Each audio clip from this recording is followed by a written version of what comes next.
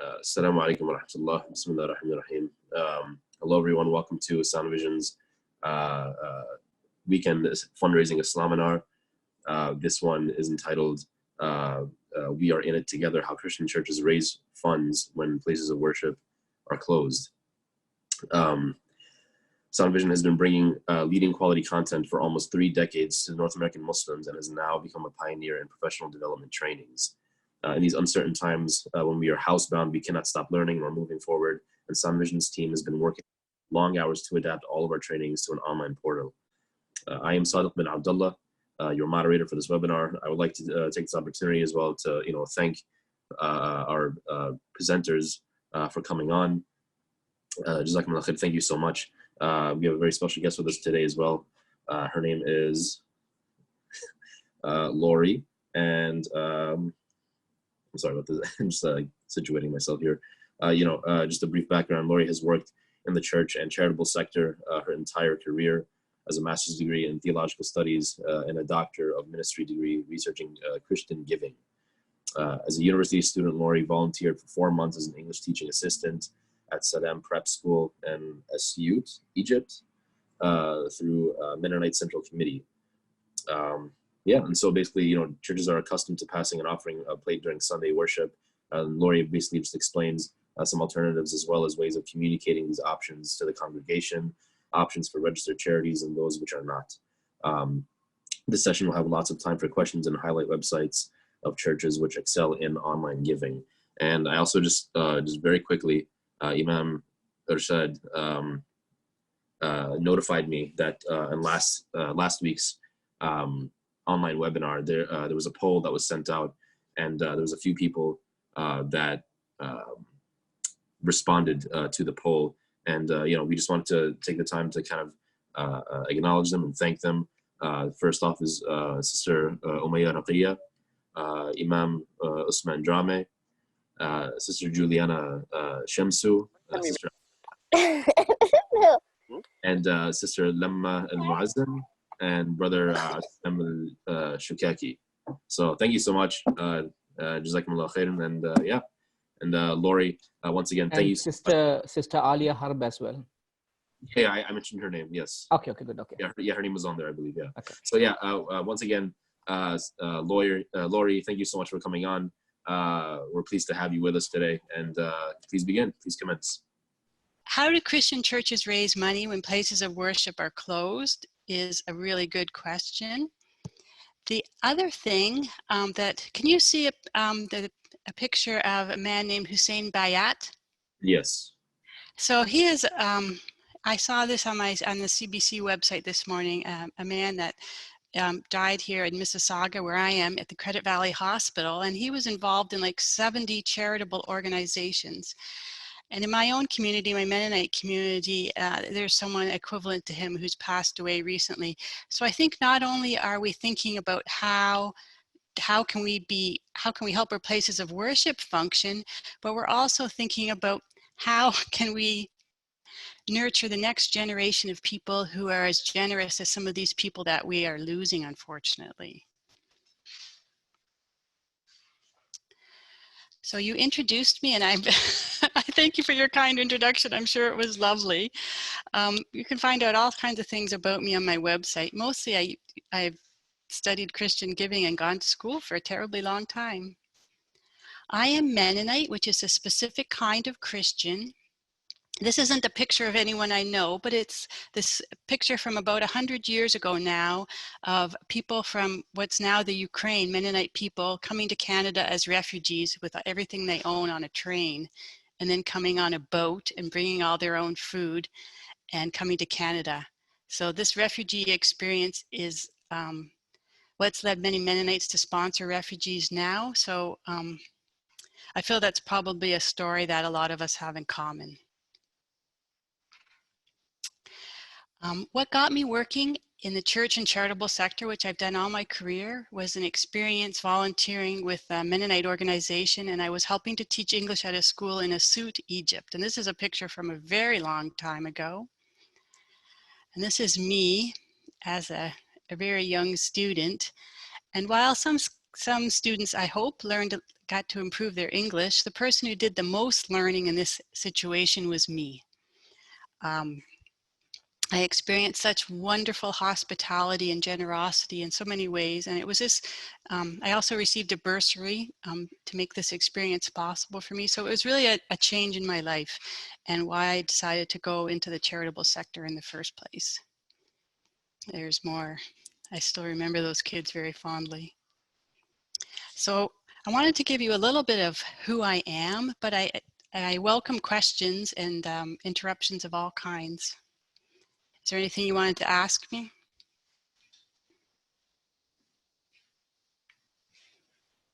Okay.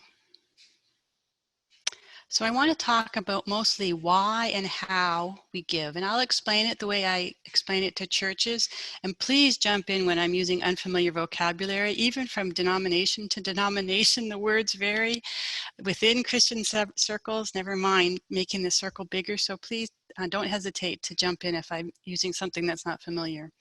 So first, I want to explain why. I want to talk about the circle of grace model of giving, which is how I explain giving when I'm doing teaching. I want to talk giving as an expression of faith, because we're not the Cancer Society, we're not the Alzheimer's Societies. Those are wonderful, wonderful organizations. But as people of faith, we have an even better reason for encouraging people to give. And I also want to talk about the left-hand, right-hand model of giving. Okay, and I also want to start with why, but then how. Look at alternatives to passing the plate, look at the tools that are available, and also some online resources.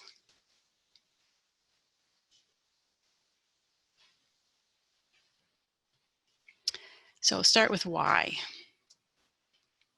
This is on my website as well. It's the Circle of Grace model of giving. And it starts at the top with God, who is the source of every good thing. And the grace flows down to people. God's goodness flows down to people. And we share the good things we have received with other people. And then we're thankful. And the praise and the thanksgiving flows back to God. And the circle continues. As children of God, as people who have been created by God, we know that every day is a gift and that God is generous. And so I want to focus, you can see here circled in yellow, on acknowledging that we've received good things from God, because we are people of faith. And so it's very important to remember that and not just think that this is somehow only about money. In Christian language, churches often have a budget. That is to say, we need to raise this much money this year. We need to pay for our building. We need to pay for some staff. We need to keep the lights on. We have these expenses. And churches sadly often talk about giving in terms of giving to a budget. And this is terrible. We can do better. People give to people, to help people. Our places of worship are places where people are encouraged in their faith, where people find spiritual comfort and care in good times and bad times. It's so much more than a budget. And so just trying to broaden the discussion to people giving to people, and ultimately to talk about sharing what we've received with God with other people, as well as being gracious receivers, and then being grateful for what we've been given and what we're able to give. It's all really important. Gratitude is key. I talk about gratitude as a stepping stone to generosity. Both for us to be grateful for what we've received from God and from each other, and also to be grateful for the people that have chosen to share to keep our places of worship going. So gratitude is really important. When I work with Christian pastors and ministers and church leaders, I always remind them that giving is a spiritual discipline like prayer. Because sometimes at least in my traditions, I run into a lot of pastors and clergy who say, well, I don't want to know anything about money. That's not my thing. I'm a spiritual person.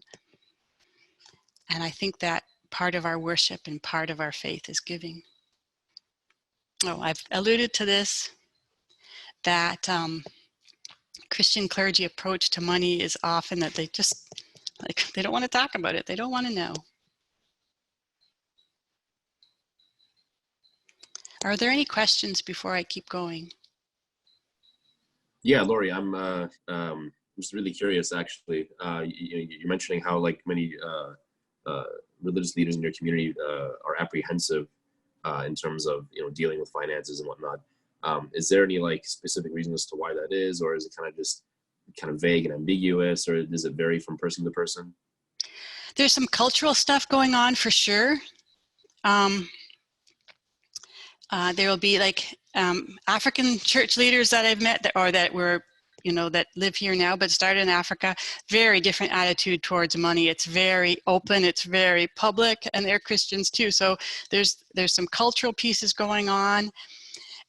So a North American concern about privacy for money that is really privacy around money and secrecy. And I tell them that when you make it so secret, it gives money more power than it deserves. And one of the verses that you can see here on the screen is from the New Testament. It is Jesus talking, and it's from Matthew 6. And this one I get all the time. So I thought I would share it with you because I think it comes from a tradition that we both might sound familiar to you as well. It's from one of the earliest interpretations of this verse that I'm aware of comes from a man that I refer to as St. Augustine of Hippo. And Hippo is in Algeria now. So it's a North African early Christian scholar from about the 4th century. And he preached, the verse is, when you give to the needy, don't you let your left hand know what your right hand is doing, so that your giving may be in secret. Then your Father who sees what is done in secret will reward you. Like I said, I get this one all the time, and I remind them that this is about a specific kind of giving. It's giving to the needy. It's not giving in general. It's a very specific kind of giving. So when you help someone on the street or whatever, you don't sound a trumpet and do a happy dance and say, what a good person am I? And of course, that's right. We want to respect the dignity of people that we're helping. But it doesn't apply to all kinds of giving in general. It's not talking about, in the same passage when Jesus is teaching, he's saying, when you pray, go in your closet and pray. And of course, there's room to do that and to pray quietly and personally, but we also, in our tradition and in your tradition as well, we pray together also. So there's not just one way of giving, and there's not just one way of praying. And that's why I think too that I connect giving and prayer so much when I teach, when I'm talking about this. So anyway, back to St. Augustine, this North African scholar from a long time ago. He's interpreting this left hand, right hand, and I was so excited when I found this. He says the left hand of the Spirit is material greed. The right hand of the Spirit is spiritual love. So when you give alms, when you give money, you mix in some greed for the temporal advantage, hoping to gain something. You're mixing the left hand's knowledge with the right hand's work. But if you come to a person's help out of simple charity, with a pure conscience before God, with an eye on nothing else to please the one who enjoins such acts, then your left hand does not know what your right is doing. And so that interpretation has been helpful to me to realize that, back in when this was written, that left hand and right hand had certain meaning. So that's been something that's been helpful for me, and that's how when I talk to Christians, that's how I explain it too.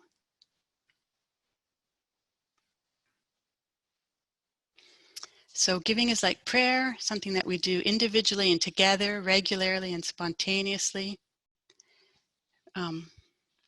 privately together. They're parallel things. And that's how I teach to recognize, to help leaders understand that it doesn't have to be totally secret. Because in many Christian churches, the pastor won't even know who gives or who doesn't give. And that secrecy is not helpful. And again, it's easier to say thank you when we're able to say thank you specifically for what people have done. Questions?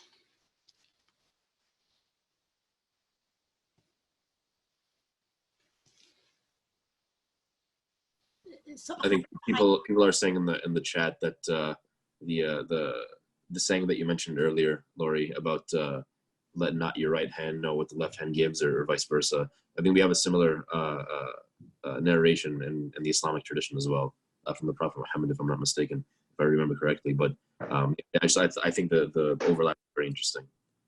I thought so. I remember Irshad saying that sounded familiar, that he had that. And given that this scholar originated in North Africa in the 4th century, I'm sure we're drawing from a common or a parallel tradition here, which is really interesting to me. Yeah, I have a question. Like, where do you draw the line? Like, if people don't want to be known, for giving, and they say they don't want to be thankful, and so where would you draw the line? Like, how would you acknowledge or like show them the importance of their giving, and that you appreciate them? Well, in my tradition, what I encourage pastors to do is to, during the church service, in our tradition, we would be often passing an offering plate around. And I would say, obviously you're not going to say, oh, you in the second row, so grateful for you. Like, that's crazy. We're not doing that. But to just thank God for the generous people in this congregation. If you don't want to, I don't think a public individual thank you is the direction I'm heading, but recognizing the generosity in the congregation and thanking God for those people. And then there's going to be opportunities when you meet that person in a different setting to say, thank you for your generosity to this congregation. It's a real encouragement to me. So how you're going to negotiate those things is going to depend a lot on your context and your relationship. But I don't want it to have to be after their funeral to thank them for their generosity. I'd like to thank them on this side as well. So Lori, building on that question by Sister, I believe, Umayya, so is it most of the time, you're talking about the public versus personal recognition, correct? Mm-hmm. Okay, so how do we, from a fundraising lens, we know that as fundraisers, we talk about the social proof. That means people give when they see others are giving. So how do you reconcile and how do you encourage others by showing what other members of the congregation has given? I do something called a generosity assessment, where I look at all the giving for the whole year by age category, and then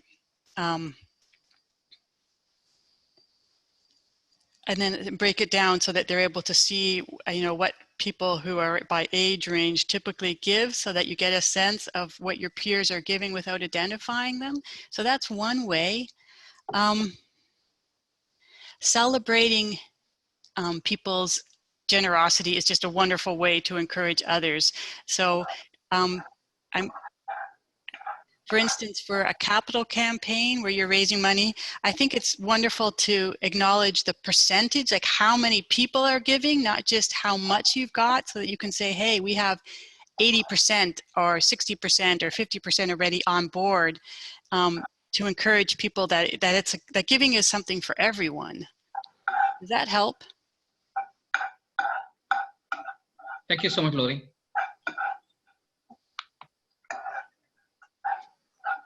Okay. So how to give. Alternatives to passing the plate. What tools are available and online resources. Can you hear me okay? Yeah, you can hear you. I just wanted to make a quick comment real quick, Lori. Whoever has their mic on, can you please just put it on mute? I can hear some background noise and it's kind of distracting. Thank you. Lori, could you please explain what is passing the plate means? Let me see if I'm getting to that yet. Okay. Just hold that question, my friend, because there's a picture of an offering plate coming up. Yeah, that is a good question. So some of the challenges that Christian fundraisers face, I've listed here because I suspect some of them are common. Aging donors, older generations tend to be the most generous. Household debt, and that is something that's going to increase dramatically, right? And then it is increasing dramatically right now as we speak. Household debt, consumer pressures. There's many voices calling for our money, except the church. there's silence around money. When I'm speaking in a Christian audience, I say, Jesus talks about money. We can too, just to break the taboo. And again, I think that's a cultural thing. And then encouraging other people to give as well. And breaking the fear around giving. Yeah, I have a question. When you say silence about money, what around money? Sorry, what do you mean by it? That there would be there's research that's just been done on this in the States about that says that, and it's research that I refer to this later on in my presentation. There's the biggest research study on giving and faith in a generation has been done in the last 2 years out of Indiana University, and I have the link coming up. And they look at all places of worship. They look at mosques and synagogues and churches and Hindu temples and every kind of place of worship that they could find. And they said that about half of clergy would know how much people give and half wouldn't. And of the half where the clergy know how much people give and those people actually have actually use that information, those places of worship are more likely to have an increase in the giving. So knowing helps. But in many traditions, like for instance, if you're Presbyterian, you have an envelope. I'm not Presbyterian, so I hope I'm explaining this right. But you have an envelope and a number, and you put your check or your cash into that envelope, seal it up, put it into the offering plate. The envelope secretary takes it and counts the money, and the treasurer does it. And the minister doesn't necessarily know who gives. So there could be tremendous secrecy around that, actually, and it's not helpful.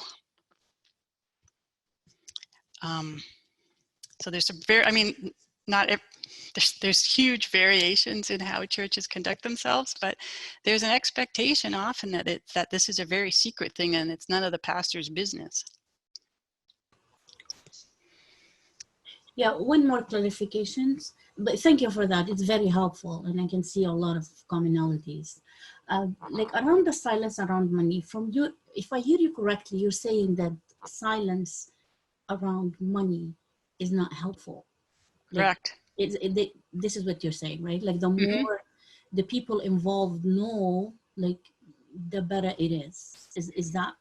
Yes, and this is not always popular, my friend, but I say, and I believe that silence and secrecy around money gives money more power than it deserves. Can I ask a question about this? So I've seen also, my question is, if the leadership often, or pastors or imams, know about how much a certain family gives or a person gives, then sometimes I've seen that that family gets extra special treatment in some of the mosques too, or even in fundraising, they'll be given like, I understand that there's a status to that givers get the best seats in the house and all of that, but that just seems so antithetical to all of our teachings. So how do you balance that? It is definitely counter to the teachings. I mean, in my tradition, the New Testament is pretty darn clear about this one, that someone doesn't get we don't give the rich man a better seat than the poor man. I did my master's talking about studying 2 specific chapters of the New Testament where the Apostle Paul is going around collecting money. And he says that the way to give is proportionally.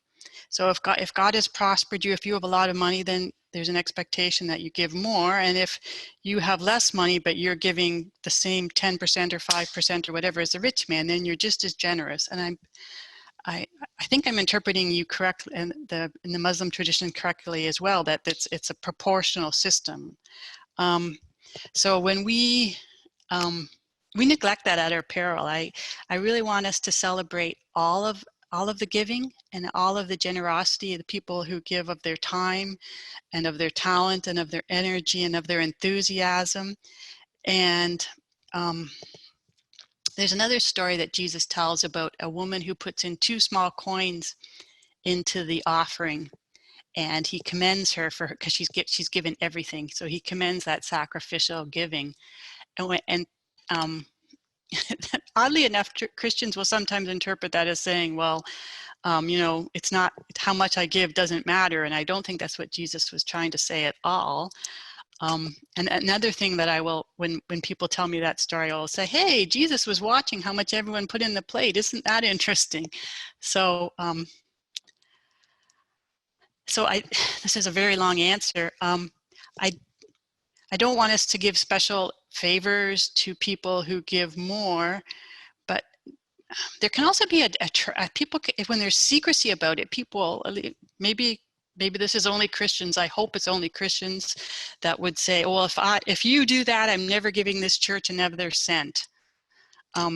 Where money gets you, where the congregation can get held hostage, and that just makes me sad.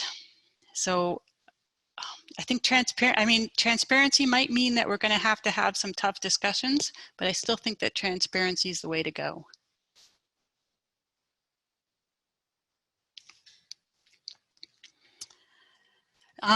Maybe I should make a comment that I pulled this picture off the internet because it wasn't licensed. A gold offering plate would certainly never happen in a Mennonite church, I can assure you. That's kind of getting weird, but that's a picture I had. We would be passing around a wooden plate pretty much all the time. Is it really gold, the plate? No, I have never seen a gold plate. I'm just joking. But obviously there is one somewhere. Yeah. It makes you wonder what we're worshiping when we do that, to be honest. Like, I would sell the plate, right? Agreed.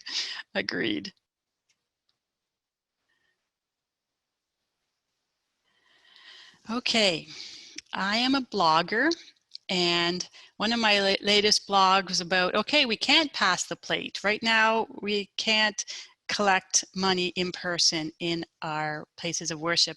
And it's going to be interesting for you to hear Anne tomorrow, because Jews don't handle money on the Sabbath to start with. So this was never a thing for them. So we have a lot to learn there. So in my tradition, for churches that would be relying on the offering, I have suggested ways to still have the offering during a virtual service, live streaming the offering. And we still want to say thank you, just the same that we would want to thank God in a regular service for the generosity of so many people. And saying thank you, of course, is just also a way to say, hey, this is a thing, people. So thank God for the generous people. Say thank you to the people who gave online. Thank you to the people who mailed a check. Thank you to the people who are monthly givers from their bank account. Thank all the different kinds of giving. Tell a story about the food bank that operates out of your congregation, or whatever forms of ministry are going on. Tell one of those stories to remind people that it's just not going into, the money doesn't just go into a black hole, and pay attention to who gives. Little question, do you think that online gifts are generally bigger or smaller than cash gifts?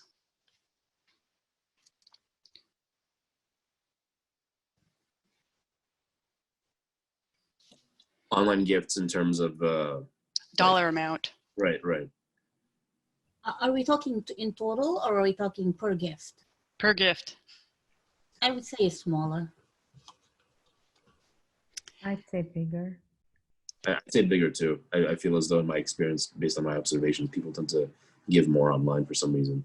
Yeah, there's not a definitive research on this one, but the Presbyterians, I'm quoting them twice today, they actually did some research, and this is recent, it's from 2019, that found that online gifts, once they set this up and really encouraged the churches, this is Presbyterian Church USA, they found that online gifts tend to be larger, and they, I myself seldom carry much in the way of cash, and they said, okay, say you have $40 in your wallet, and you need $20 for lunch on Monday, and it's Sunday, of course, in this example, then you give $20. But online gifts were much larger because people weren't constrained by the amount of cash that they actually had on their person.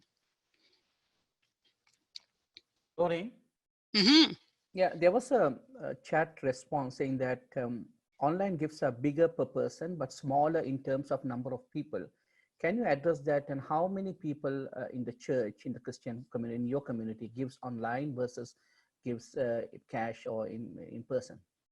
I think the answer to that question is changing week by week. I don't have, I wish that there was a central database of this information. I really do. I can tell you with my experience from working with a small Christian charity right now, that we have never seen so many online gifts, which is great. My own church, people are signing up to give online for the first time. All kinds of churches. Like I said, I'm a blogger, and so my most popular blog post this year is definitely online giving for offline churches, because churches are realizing, okay, you know, I've been encouraging churches for a long time to have multiple options for people, and definitely there's been a lot of interest in online giving in the past month. So I don't think it's ever going to be all online, but we need to have more than one way for people to give. I'm sorry that I don't have data on that. I would love to have data on that, but it's changing every day. Oh, this is helpful. Thanks, Lori. So the tools for giving are really going to depend on whether you're in Canada or USA, whether you're a registered charity or a non-registered charity. If you're a Canadian registered charity, I cannot say enough good things about Canada Helps. They are so easy to work with. Any Canadian charity, any Canadian registered charity can use Canada Helps. Yeah, I recommend them really, really highly. There is a fee involved. And if you I think it's 4% or 3.5%, depending on whether you have a donate button or a donate link. But if you think about them doing the receipting and handling the credit card fees and everything, they are a good deal. Talk to your bank about pre-authorized giving through the bank account, like the same way you might set up your property taxes or your cell phone bill or whatever, pre-authorized giving. Emailing money doesn't cost anything.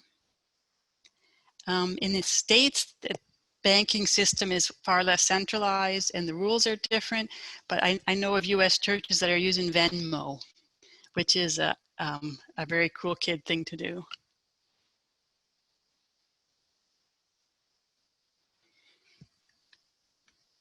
So I made a little chart here. This is not exhaustive by any means. Do your homework. Fees are going to vary, and this stuff is changing all the time. For online giving, Canada Helps is a great way to go. You're not committed to that. You can use them and then switch to something else. You're not signing a contract or anything. And in the US, I found a link. I couldn't find anything that had, that seemed to me to be as comprehensive as Canada Helps, but you're gonna have to check that one out. So for the emailing, you're gonna have to talk to your bank. Same thing for pre-authorized giving, your bank or credit union, however you're doing your banking.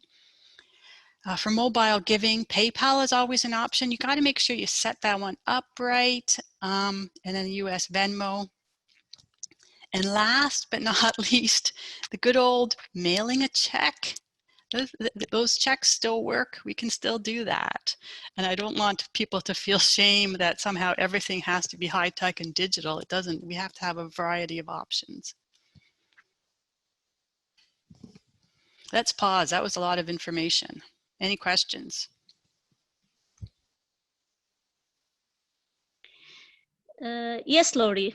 Hi, my name is Lama. I have a question. I'm surprised to see Venmo on your list, and similar to Venmo would be like Quick Pay or Zelle, you know, the new service right now between banks.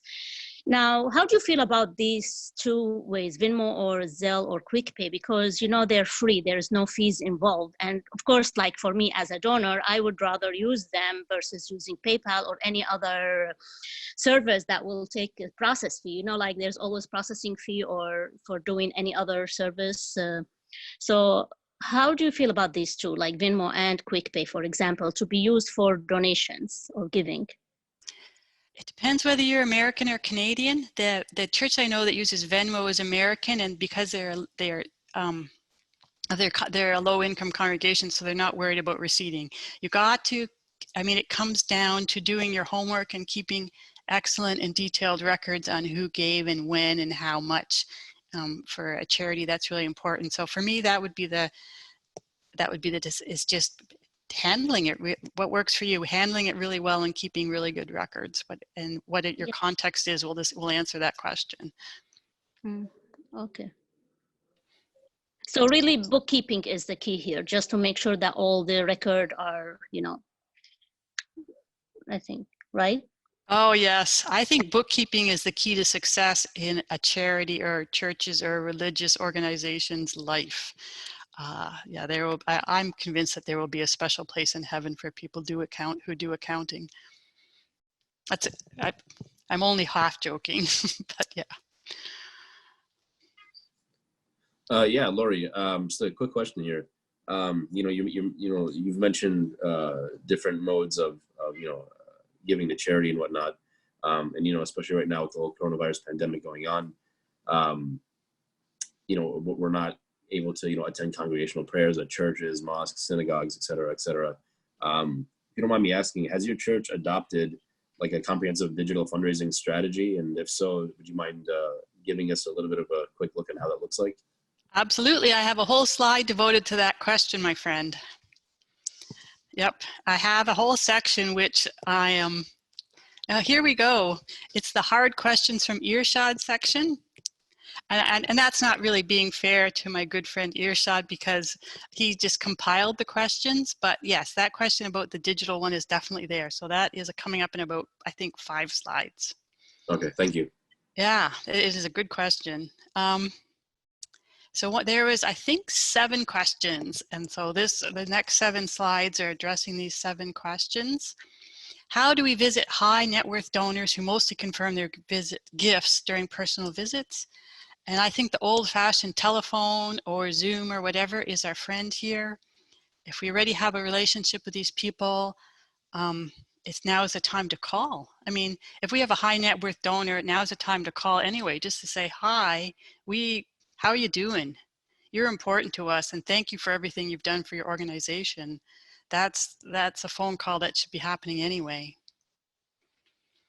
And then there's also and that's a time to say, hey, I probably wouldn't use the word hey, but also a time to start the discussion about, I'd love to come visit you. Normally right now I'd be coming to visit you, but I can't, but I'd still like to have this discussion.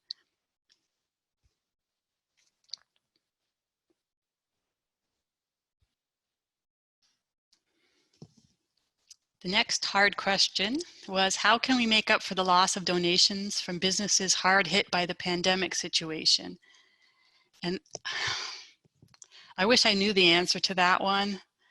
I refer you, if you're Canadian, to the Imagine Canada website, because they have been a real advocate for the sector right now, and they have done their homework on what government funding is available and what the criteria are. So I would really encourage you to check them out.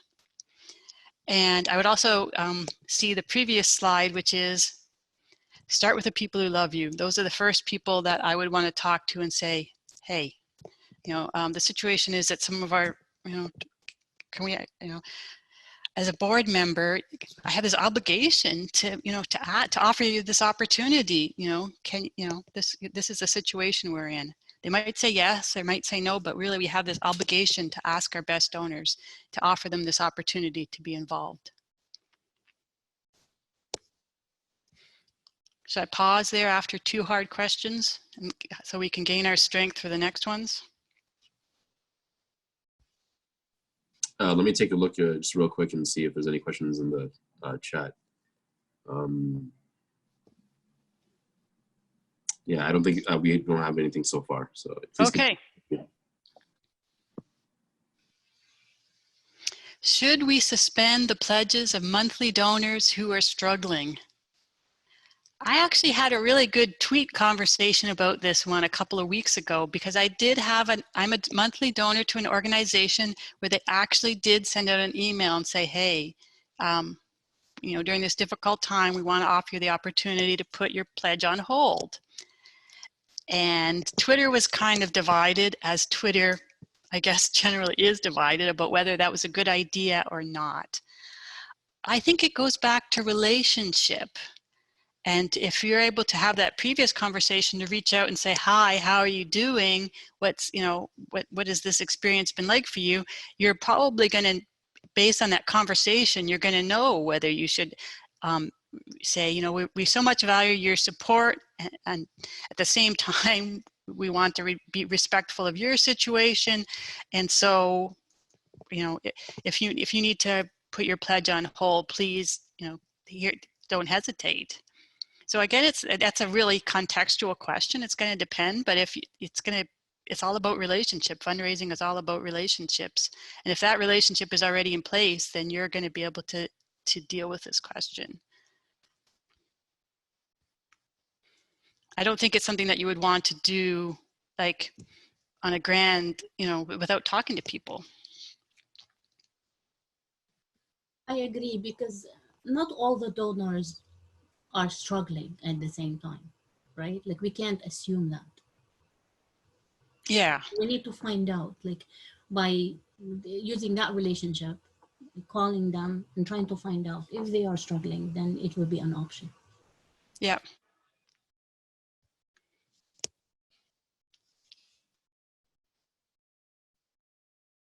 Okay, here's your question. Has your church adopted a comprehensive digital fundraising strategy? I'll level with you. I have a small church. If we have 70 people out for worship on Sunday morning, that's a big group. Although as we are meeting virtually, we live stream our service, we have had a lot more people. People that have moved away from I worship in Hamilton. People that have moved away from Hamilton are now in another province or another city or even another country are joining us for worship. So we have actually had an increase in the number of people. So my little Mennonite church would not know the word comprehensive digital fundraising strategy if you hit us over the head with it. Nonetheless, we have a great treasurer who's open to new ways of doing things. And so over the years, we have adopted these strategies for giving, which I share with you. You see that there is an envelope with a $sign. So that would be the good old mail a check, still works. Canada Post still works. And so again, that's something during the live stream service or whatever, or the email or the Zoom chat or whatever is connecting the congregation, that's something to say, hey, Canada Post still works. The other way is our friends at Canada Helps. You can go. You do not have to have a website. You can. Every charity has a page on Canada Helps. You just need to activate it, and the money goes right into your bank account, and people can give through Canada Helps. As mentioned, there is some fees associated with doing that, but there's also it's also a really low bar. It's not, you're not making a monthly commitment to them. You're not paying them anything. So if people start on Canada Helps until you come up with something different, then they can switch, and there's no commitment to using, you don't have to commit to using them for a certain period of time. So Canada Helps, you don't even need a website. You could still give online without having a website of your own. So that is the second thing. The picture of the computer with all kinds of, like a truck and a shopping cart, is me trying to illustrate pre-authorized giving, like paying your bills. So our church has got that set up within the past 18 months or so. And it's for any charity, it's those regular donors, you know, whether it's snowing and you can't get out, or you're on a trip and you don't attend worship, your giving never takes a holiday. So that's what's very wonderful about the pre-authorized giving, the regular giving. I don't know if this is something that is in your tradition, but there would be Christians that would say, oh, but it's so much more spiritual if I just do my giving on Sunday. And that's totally fine. And I say, you're welcome to, you know, if you set up your regular giving and the Spirit leads you to give extra on Sunday, that's totally fine. You can give twice. That's wonderful. So it doesn't have to be an either or. You could do both. And the last one there, which we've set up more recently and which our treasurer is actually very fond of now, is emailing money. It doesn't cost anything, and you can just, it's done. And again, record keeping is well, in any and all of these, record keeping is essential. So in answer to the question, while our church wouldn't know what a comprehensive digital fundraising strategy is, we do have 4 different ways to give. Any questions?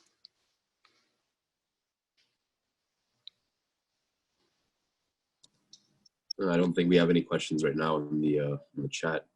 If anybody wants to ask a question verbally, you can go ahead and please feel free to unmute your mic and please ask Lori anything that's on your mind.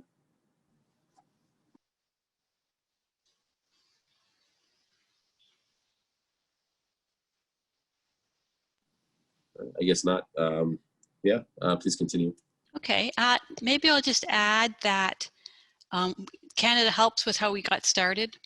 And then as people became more comfortable and thought, oh, okay, you know, the roof didn't crash, this seemed to work out okay, we started adding those other options. It doesn't mean that that's how it might work for you, but I'll just put it out there. I mean, we didn't do this all at once. Another question was, how does your church manage the lack of volunteers during this social isolation period? We haven't had a lack of volunteers. So I feel very fortunate in that. There's, definitely there's people delivering groceries and we have one of my favorite volunteer stories would be, there's a girl in my Sunday school class who just turned 6, and she has a ministry of making cards.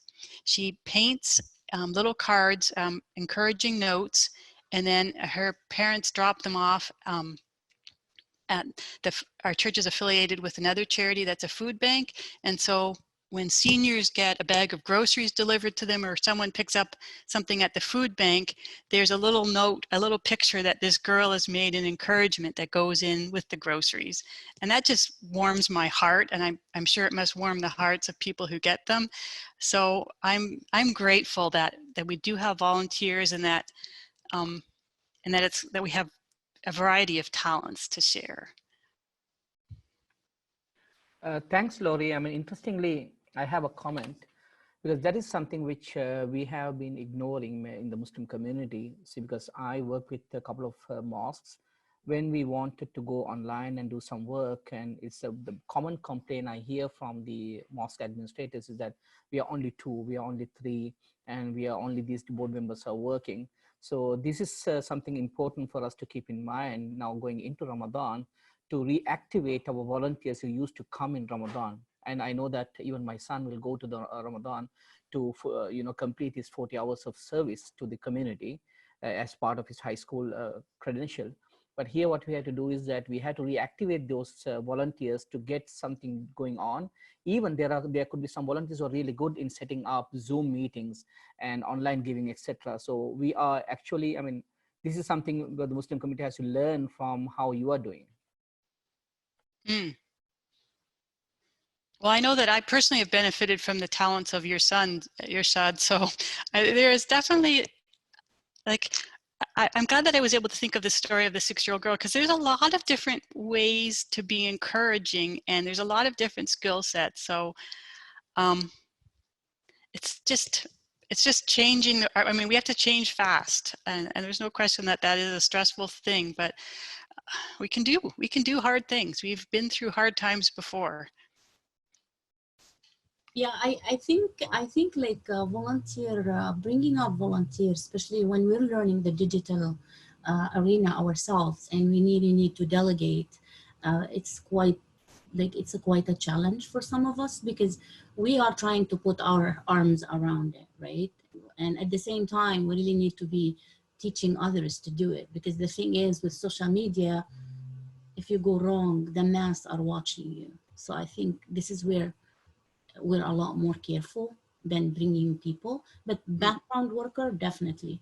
But I think because we're learning the process ourselves, as we master it, we will be able to bring in more people, like to shadow us and benefit.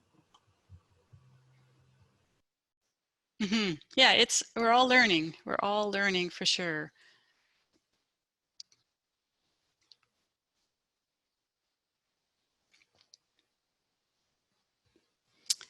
Another question, it's really not fair to call these all hard questions from Earshot. With fundraising events and mosque gatherings canceled, can we survive on online donations? Probably not.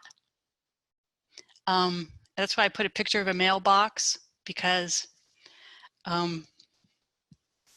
checks still work, and we can still, we can still put an envelope or drop off an envelope or whatever, but I don't think everyone, like my mother-in-law is never, ever going to go online. She's just not. She's going to be 90 years old, and it would be some kind of a miracle.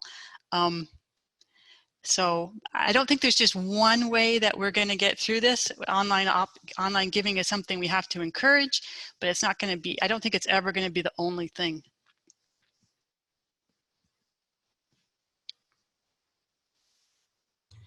I think what I saw some group doing, they are like a senior group, they have some fitness program like in Mississauga in multiple locations, and they needed to pay their instructor, and the centers, they switch online. So the center they used to run it at used to help them with that money, but now because they switched online, they're not going to that center. So they were thinking of ways, how can they raise the fund so then they can continue to pay the instructor so they continue the classes, right? So one of the ideas that came is they're helping each other out. Like they reached out to the center and people start calling them and helping them to set up like an online like donation for that amount that goes to the instructor. So then the center will gather that money and make the payment on their behalf. So people are helping each other with that.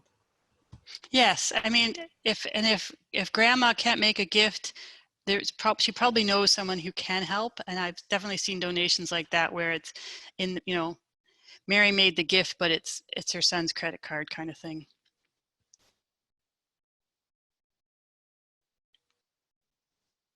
Any questions that I've missed?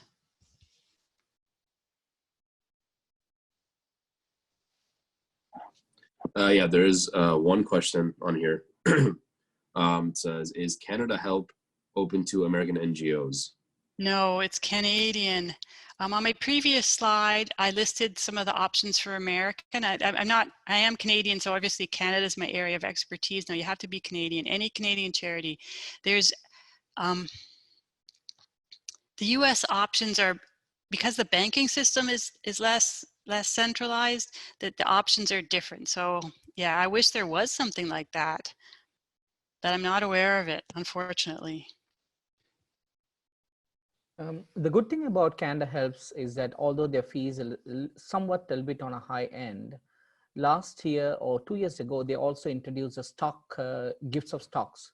That means it was only used by some, technically advanced charities who have all the resources to sell the stocks and get the funds back to their charity.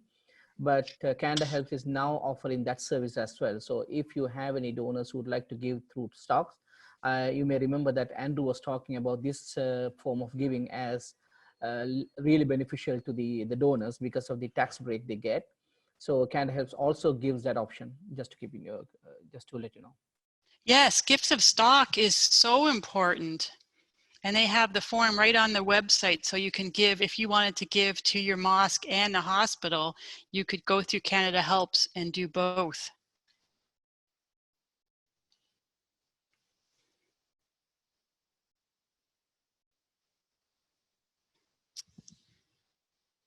So my next series of slides is about resources, and I've sent a PDF along, so you should be able to get a copy of all of this. Pay attention to who gives. Record keeping is so important. The name and address of the donor, the date of the gift, the amount, if they designated it to anything, and all of the receipting. I linked to a blog that I've done about that, that also links to some other resources. It's very strict, and I'm not saying anything that I don't say to churches, that's for sure. There are very strict rules about sending money overseas. I noticed that the Aga Khan Foundation is on the list of, you may send the money to them and receipt your Canadian donors. Charities need to have a public benefit. So you have to, remaining open in violation of quarantine rules could put you in a weird category. You could be in violation of the public benefit. And I've put a link to the Canadian charity law article that discusses that a bit more. And I have the link again about Mark Bloomberg, who is a good person to follow. He is a specialist in charity law and his blog is pretty comprehensive. Again, from his blog, because I'm a charitable giving nerd, I follow all this stuff. And he wrote to the CRA, to the Canada Revenue Agency, and got copies under the Freedom of Information Act of all the letters of notice of intention to revoke charitable status. And I read them, and I was really surprised at the organizations, in one case where I've been a donor, and in a lot of cases like, oh, I know you. I didn't know you were in trouble. So I would recommend having a look at that. You would much rather look at somebody else's letter than get one like get a letter yourself.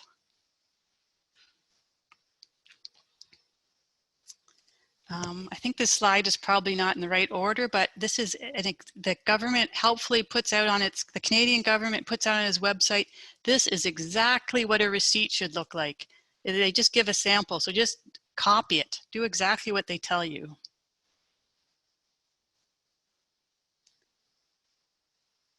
And again, Mark Bloomberg has a receipting handbook about how to do this. I know he has a webinar coming up for about, I think, $149, all the legal requirements for Canadian charity, which again is a lot cheaper than hiring a lawyer if there's a problem. That's a lot of links already. Is there any questions? I think one person has their virtual hand up. Sister Lemma Muazzin. I got my question before. I already asked. Okay, I'm sorry. Yeah, I just saw the hand again, so I'm sorry about that. Okay. Okay, here's the link that I was talking about, where it's the National Study of Congregations' Economic Practices. It's the biggest study of places of worship in a generation. Churches, synagogues, mosques, Hindu temples, everything. There's a link to the results, and they've had, that's where I got that very interesting tidbit that congregations where the leaders know who gives tend to be doing better financially. Yeah, so that's, they have the Indiana University in the States is a sponsor of that study, and they also have, I mean, probably, maybe you're already aware of this, but they also have the Journal of Muslim Philanthropy and Civil Society. So they do publish articles specifically related to Muslim giving.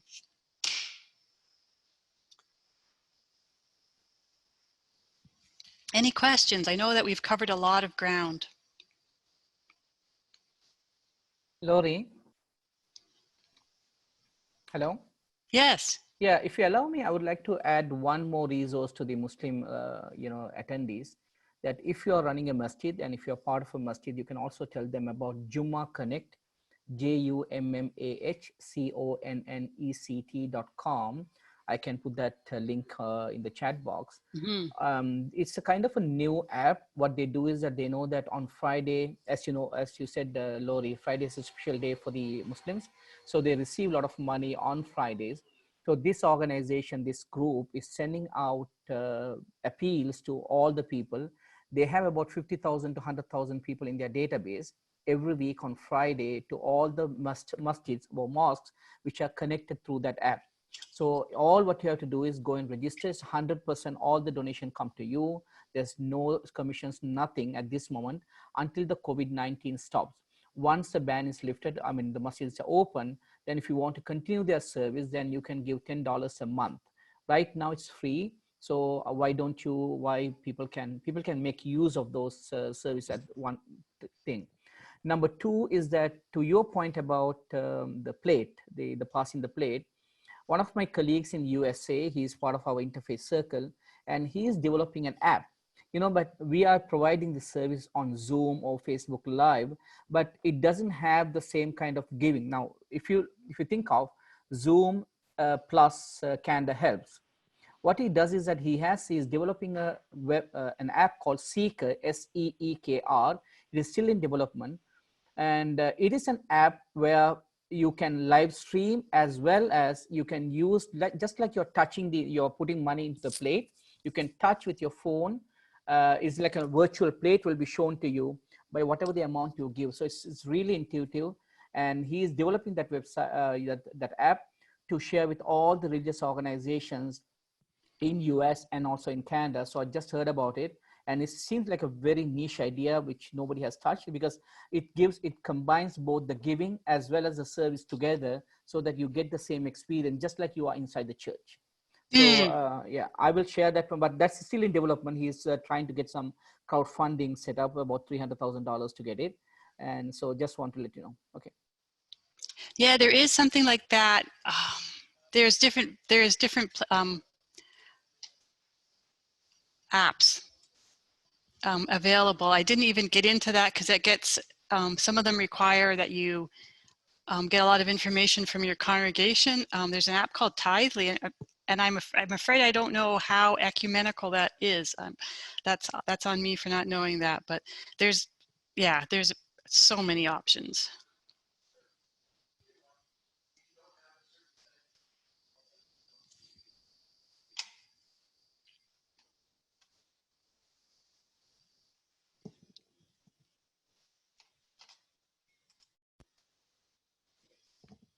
Are there any other questions?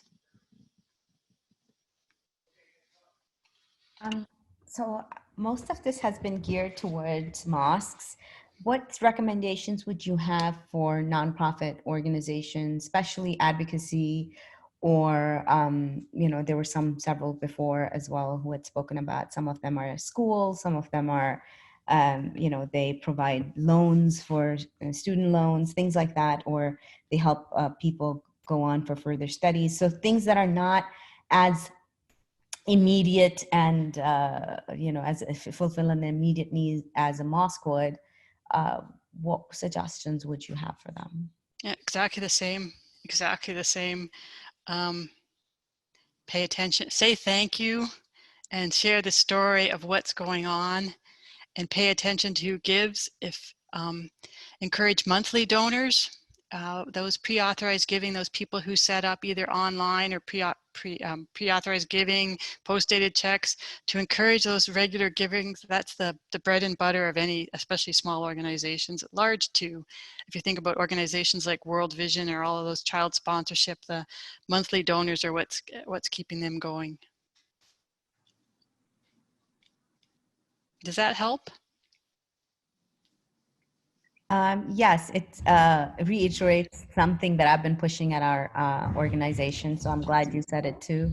And so we'll take it back to our leadership. Thanks.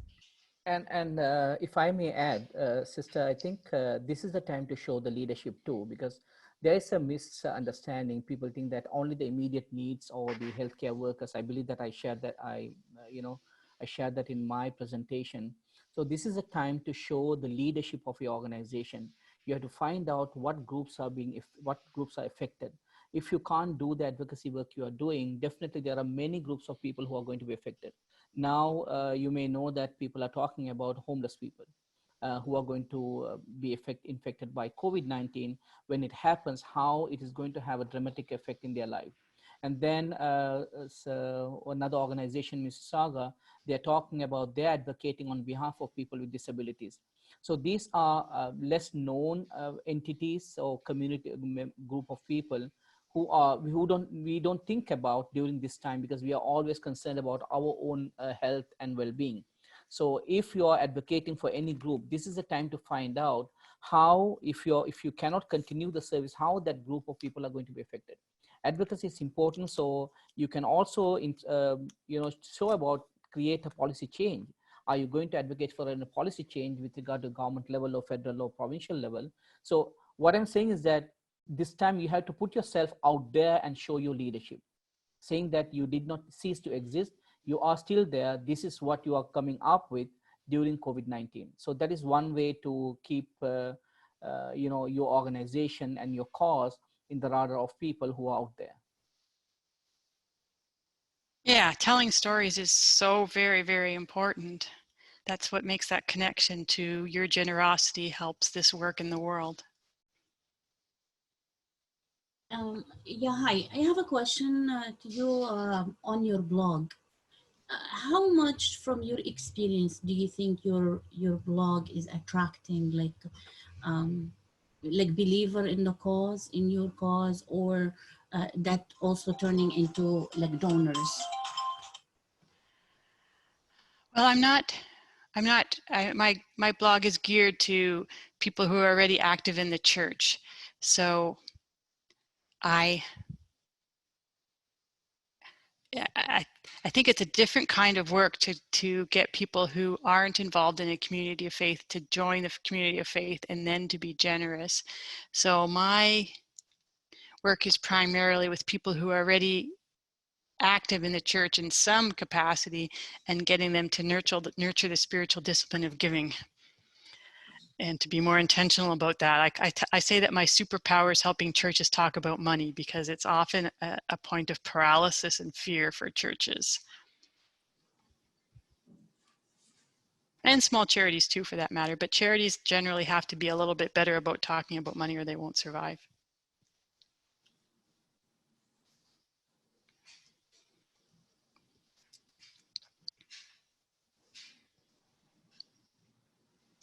Anything else you'd like to ask me?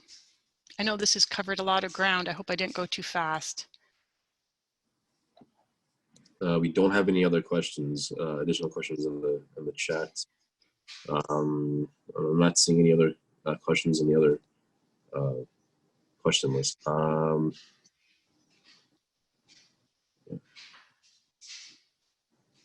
Laurie, if I may ask a question, I know some organizations whose mandate is, say, advocacy or social service, and they also, we see that they are introducing new ways to help the people, right? Although this is not their primary mandate, they say, for example, I remember one mosque recently, sorry, a social charity, and they said that there are people who are suffering. It's Ramadan is coming, so we are going to collect some money and then help these people who are most disadvantaged people in our community, although it's not their mandate. So what do you think of these kind of services offered by organizations outside of what their regular mandate is? I think that's what we're called to do. Mm-hmm. And I think that those things are easier for people. The things that we can touch and say, $20 is bread and can of beans and it's a tangible thing. It translates into tangible amount of food or whatever. And those are the easier things for people to be generous to. And maybe that's, especially when we're encouraging our children to give, we generally start with those things, or at least in my tradition, I should say, we start with those things that are very tangible, like where you're maybe literally collecting the food. That doesn't work right now. And I know it's not the most efficient way to do it, but it does make it, for a 5-year-old, that's the best way to actually see that the past, I'm bringing a bag of pasta and that's how it works. So I think too, for encouraging people to be generous, that those projects that are very tangible, that say, hey, this is going to help seniors in our community who are struggling right now, who can't get out, or people who've lost their jobs and need extra food. So I think those tangible things are great. And then at the same time, we also want to remember to tell the stories about when you give to our place of worship, you can't see what happens on Tuesday or Wednesday, but we're out helping people, we're out talking with people, we're encouraging people in hard times, and we want to tell the stories of the things that people can't see as well.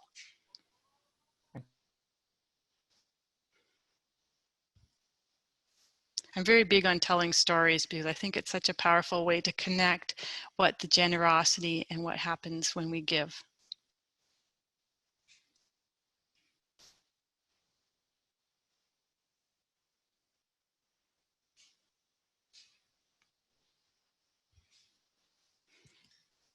I also want to thank everyone for your patience, because clearly I like kicked my computer at some point during my panic during the beginning, and now I'm plugged in and my microphone works and everything like that. But for most of the presentation, I don't know, there was some dark power at work, but I'm back.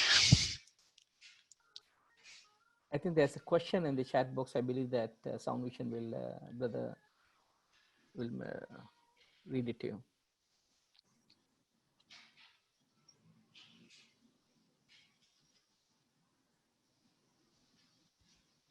Yeah.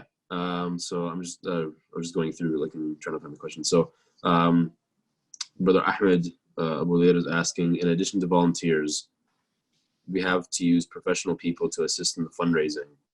What is the fair amount / percentage in the rules that govern their compensation? Oh boy. Oh, make sure you ask Anne this one too. Percentage-based fundraising is a red flag for the CRA.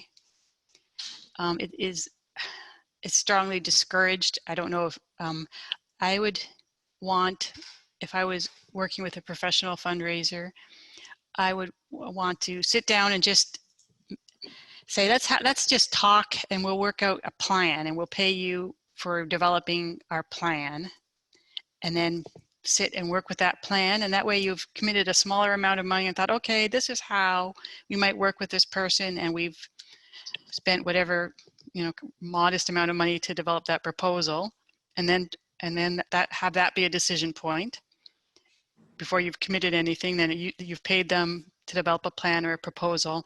And then I would say, okay, is this something that we can do?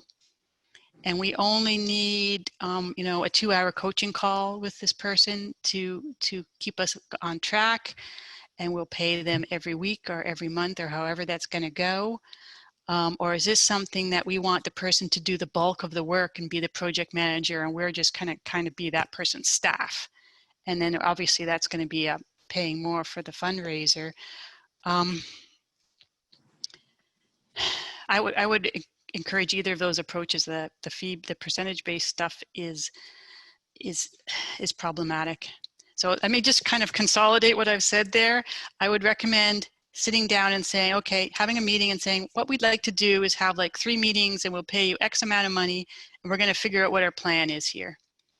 And then at the end of those 2 or 3 meetings, you've paid them something and you have a plan. And then you decide, okay, so this is what we need to do here. Are we going to do this ourselves with some help from that person?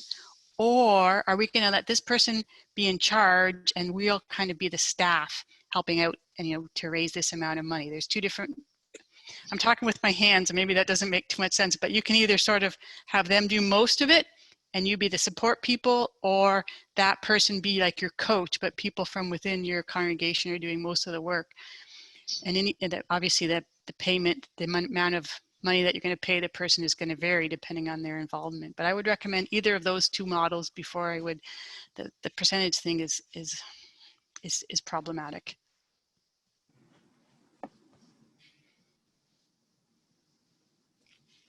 Thank you so much, Lori. See, I don't think there are any other questions right now at the moment. Sadiq, if you don't mind, I'd like to ask a question. Yeah, please go ahead. We have a group of staff members doing outreach to our donors and using some of the language that we've learned in these trainings before. And so could you suggest some ways to differentiate, because some of our donors are getting calls from other places that they're donating to, or a lot of charities and mosques, and everybody's calling these days. So what are some ways to differentiate ourselves, or sort of sometimes, and I'd love, some of them are on this call, I'd love for them to share things that they've heard back that, sort of like a dead end, what to do next. So if I'd really appreciate your input on that. Start with thank you. Always, always, always. End with thank you. Put thank you in the middle as well. And the more that you have an existing connection and a relationship, and I've been working really hard on a donor database this week. And that sounds boring, and it is, but knowing that this person was a donor and that her husband was also a donor and that he passed away 4 years ago and that he was generous, all that information and about that you need to have about this person's long relationship with your organization is going to help you to be able to distinguish and say, thank you so much. I know that you really understand our cause because you've been generous for this many years. And I am so grateful that you care about whatever it is, education, and you've demonstrated that through your faithful generosity. So the more that you can establish that connection and that you already have, build on the connection that you already have. You don't want to be starting from scratch every time you phone them. Does that make sense? And I know that every organization is going to be trying to do that. But yeah, the more it makes a lot of sense, actually. That's I'm actually one of the people that's been on the fundraising outreach team for Justice for All recently, and every time I call people, I start off with a thank you, hello, am I speaking with so and so? Well, I just noticed that we have you listed down here as one of our regular donors. I'm reaching out to you today because I just wanted to thank you so much for all of your generous contributions over the years. And then I add another thank you later on in the middle, and then at the very end as well. So I really emphasize the fact that they're an essential part of this entire equation, and that right. is, with their help, that we're able to do what we do. Exactly. Yeah. I mean, it's not that the charity is helping the donor. Really, the donor is just using the charity as an agent of their generosity. We have to flip that on its head. It's about them, and that we're just a way that they're able to be generous through us. On that note, I would like to, Laurie, if you allow me, I would like to add something here. The best phone call I received from an organization is from my previous university, right, as an alumni. And these are students, they were tasked with people to call for international students. So one day they called me in the night because of the time difference. And all what she started asking me was about my experience in the university. What did I do? For about a good 15, 20 minutes, she was only talking about myself. So in the end, I felt that really good, and I was thinking about these memories, and then automatically, then she started to talk about, she thanked me for, the second part is a thank you. And then she said that what she is doing, what I said earlier about the memory, she started to connect that to what is the new projects, which is aligned with what I'm interested in doing. And then she made the ask. So obviously I gave. What I'm saying is that this is very interesting things. And even if you're calling the donors, remind them of their past, remind them of what they did before, and then ask them some questions. How did they felt about when they did what they did? And these, so sometimes the stories can come from them. We Absolutely. Don't have, yeah, exactly. Yes. Yeah. Yes. And there's, major gift. This is all sounding like how to ask for a major gift as well. And it's, sit on your hands and ask them questions. Why do you care about this organization? Why, if you were going to tell this, share about your organization to your friends, what stories would you tell them? What's your connection? How do you feel when you support us? It's all about them. So while I'm saying that, if you have a database that can that can document those connections, it's very helpful. If you don't, you still have the person, and they know why they gave, and you have to, if you ask them, they will tell you, how does it feel when you give? What is your connection to this organization? What advice for us do you have for us? How should we tell our story? And yeah, all of those things.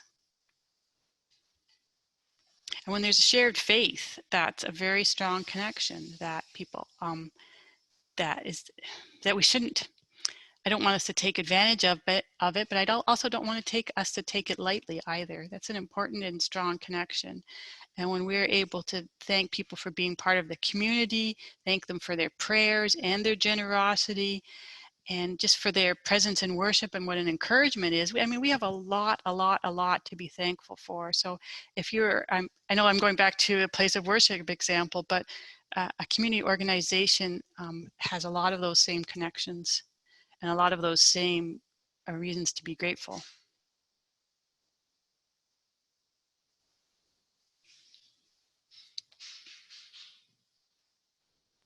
Thank you. That was especially the note about asking them for their feedback or making them feel part of the work that we do. That's a great suggestion. Thanks.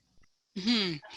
I'm thinking of that especially as in my first slide when I talked about the gentleman who'd passed away, who was such a pillar of philanthropy in the community and especially in the Muslim community. And I can think of other people like that in my own tradition. I think we want to remember the generosity of people and to tell those stories and to ask how we can live into those stories ourselves. So celebrating generosity is a good way to encourage generosity. Like, so to celebrate the generosity, even of someone who's passed away, is to share those testimonies is a way of encouraging generosity in ourselves. Hello, this is Shahab. I also work with Brother Sadek and Sister Hannah. And I was wondering, we've used phone calls, text messages, and emails in our campaigns and reaching out to our donors. I know it's a hard question to answer, but in general, what do you think might be the best way to do it now? Is there a combination? And if we do all three to the same person, is it too much, or do we need to do more? Oh my, that's a terribly hard question. You know what I do? I write letters. I write like cards, like in handwriting with stamps. And that's not the only thing. Because the demographic I'm dealing with right now is people who are quite elderly. So they wouldn't necessarily have a text. There isn't, it sounds like you're doing great things and there isn't one particular thing. I mean, if you're real savvy, there's definitely organizations that would be tracking their open rates and all of those things, the metrics, like the social media metrics to see how well they're doing. But the good old fashioned, can I just ask you what's working? Like for people that you do have a connection with where you just want, like asking someone for their opinion is a great way to get a gift, but don't ask for a gift, but just say, ask for you. I think what I'm saying is ask, pick a few people that you feel that you, that they would tell you and ask them, hey, we want to learn what's the best way to communicate here.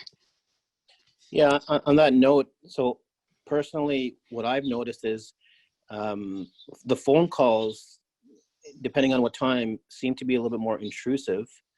Emails sometimes get lost in people's spam or in different tabs, or with so many emails coming now. Text, if it's not a landline, text seem to work the best because these days people have a phone in their hand all the time. So I think texts work the best because you can put links into your website, you can put links into your donor pages. So for me personally, I think the texts have been working very well. But one thing that, and my colleagues on the phone can correct me if I'm wrong, one thing that we haven't done is do letters, personalized letters with maybe our signature at the bottom. Really? We haven't done. Maybe some other people on the phone call who I work with maybe we've done it in the past. We do. Sorry, Shahab, sorry to cut you off. In the States, we do. JFA USA sends personalized letters from Imam Mujahid to each one of our donors. Please do. I know it sounds really old school. I'll just full confession here. I started working for World Vision. It was my first charity job, and the number of letters I've sent out is something that I'm gonna have to account for at some point in my life. But letters still work. They stay on your kitchen counter.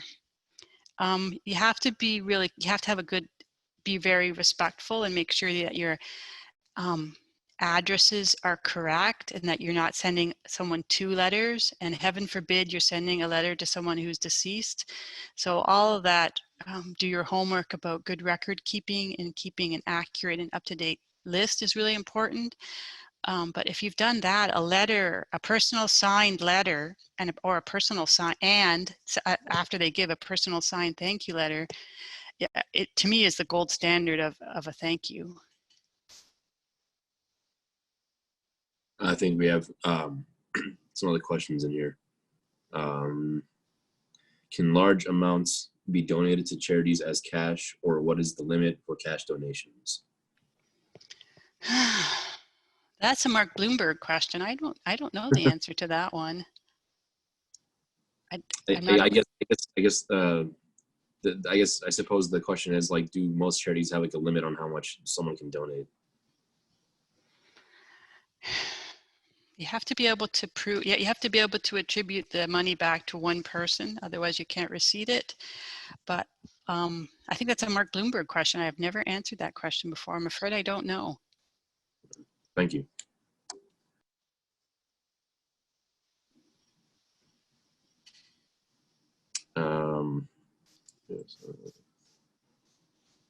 Yeah, I think, yeah, there's no other questions. I'm not seeing any other questions right now at the moment.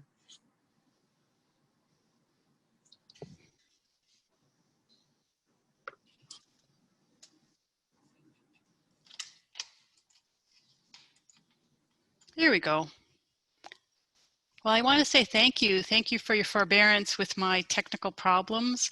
Thank you for your really excellent questions and for the discussion. And I know I've learned things. Don't hesitate to reach out to me. My contact information is there.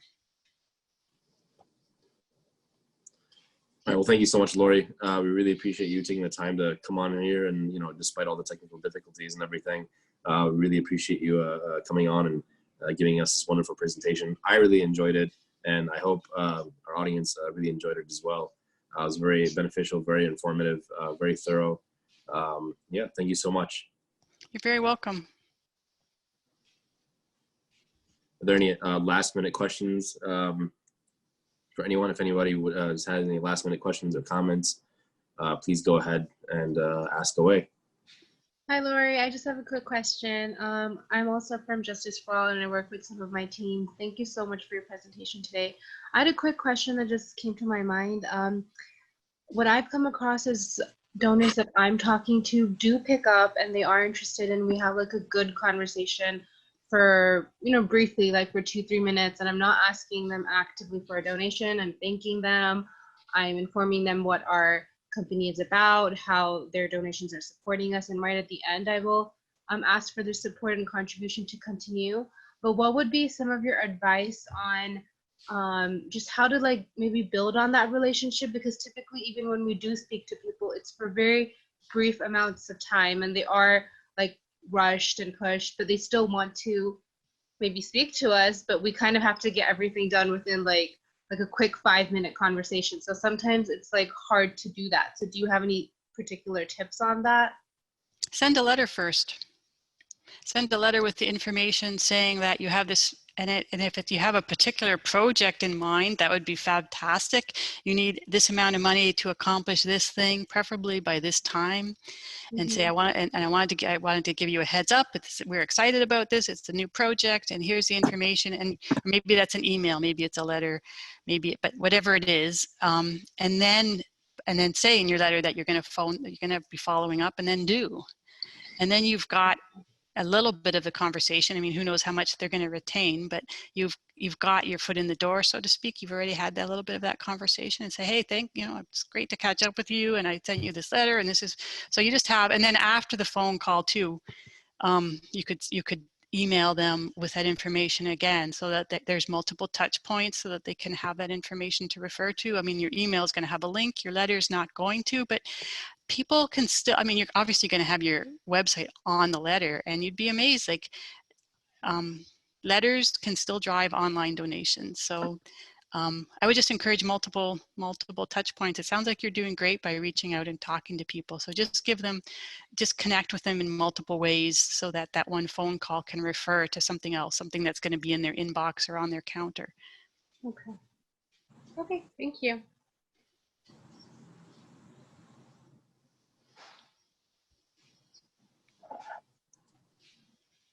All right, if there are no other questions right now at the moment, I guess we'll just go ahead and we can end the session. Once again, thank you so much, Lori, and thank you to all of our attendees. Until next time, Assalamu alaikum wa rahmatullah. All right, thank you very much. Bye-bye, have a nice day. Okay, bye.